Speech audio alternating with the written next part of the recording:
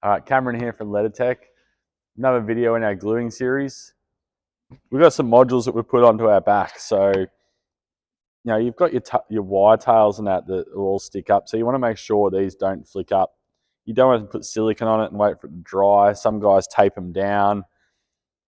So with this AB glue, what you can do, little dot there at the A, bit of the B, locks that wire down. Never going to flip up. Makes it nice and simple. Some guys have used hot glue over the years.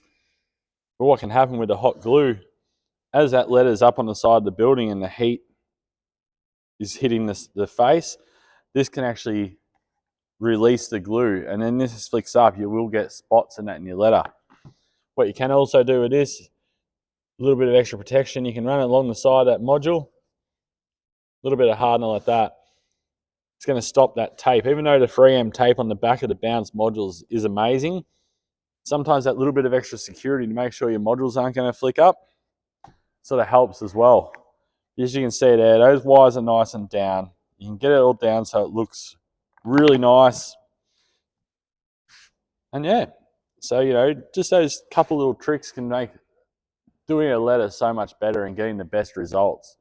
So just a little bit of AB glue, keep your wire tails down, makes them look really nice.